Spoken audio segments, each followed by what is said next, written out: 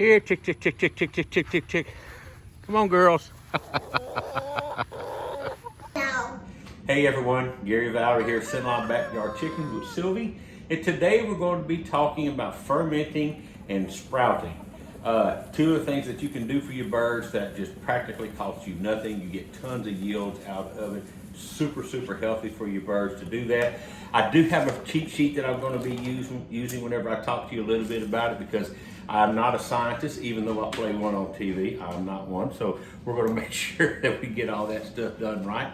Fermenting is really an easy process to do, but some of the benefits that you're going to find when you do this, you increase the nutritional value of and digestibility of the food. Basically what this means is when a bird takes a bite of food, it gets more nutrition out of that same bite of food that's fermented than that same bite that would not be fermented. So it's much better for that. A boost in the immune system on them. Come to find out that 80% of our immune system in people lies in our guts, and pretty well that kind of is the same way with birds too. So having a lot of good bacteria in your gut is very important for us to do that. Requires less food per serving, and fermented gains help produce heavier eggs and thicker shells whenever we do that. So really, it's very simple to do.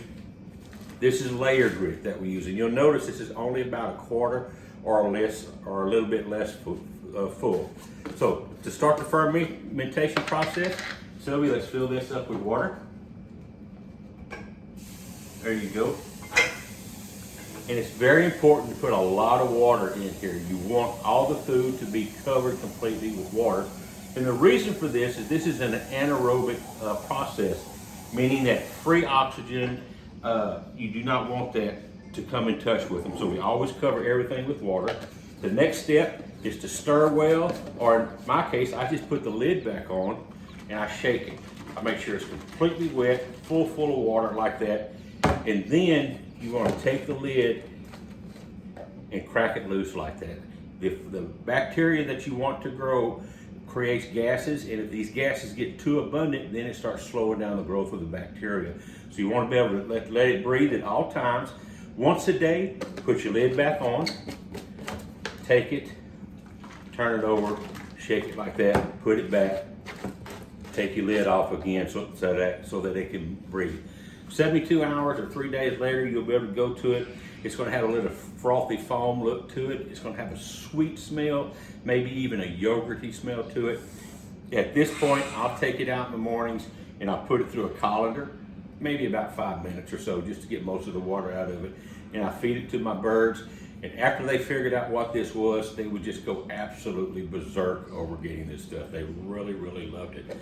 The next thing we're going to talk about is sprouts. Now, some of the benefits of sprouts: pea sprouts are high in potassium, antioxidants, and keratin, a great source of iron and protein, high in calories with less sugar than an unsprouted pea, can have up to 4,000 times the concentration of enzymes and antioxidants than an unsprouted seed.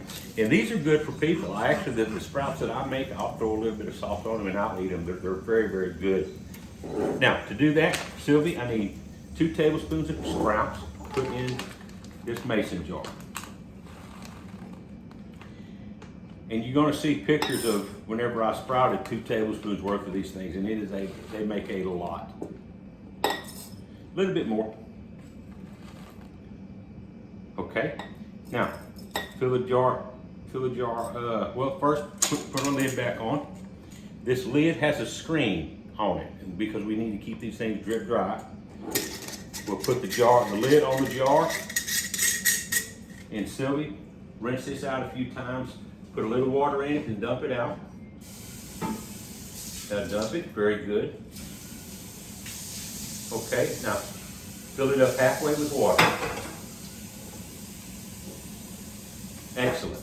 Okay, now we have this filled up halfway with water. We're going to leave it like this for 24 hours. Now what I do, you can either put it in a dark cabinet where sunlight can't get to it, or you can have something like this, like a sock, if I can get it to go on there, that fits over it and keeps it in the dark. Anyway, that does fit over it. Like I said, or you can put it up in here. Do that for 24 hours. At the end of the 24 hours, dump the water out, rinse it a couple of times again. And the reason you want to keep rinsing, you want to wash any mold that's on there off so it doesn't have any opportunity to grow. After you do that, you'll put it somewhere like this to drain, and you'll just let it sit there and drip dry for 24 hours. Every 24 hours, come back to it, rinse it out again, let it drip dry. After about 6 days, you're going to have sprouts, and they're going to be really yummy. The birds are going to love them. They're going to appreciate you more for them. A great fun treat that you and the family can do together. And I'm sure, as you know, chickens are so much more than meat and eggs for us nowadays. Yes, chicken family. People get such joy out of these things. I get tons of joy. Sylvia and I love playing with our chickens and doing things together. There's tons of sources out there that you guys can use. I use them all the time. I use Bok Bok Bouquet, Country Living Experience, Acres of Adventure, Homestead, English Country Life, this lady over in England, she's great. The Oak Abode, Epic Homesteading, and of course, Madam President over at Chickenlandia. I will go to all of these places and many, many more. Tons of valuable information out there. So, hope you enjoyed the video. Hit the subscribe button if you will. Give me a good thumbs up. Make sure we get good reviews for Sylvia over here. And we'll catch you on the next video. Bye.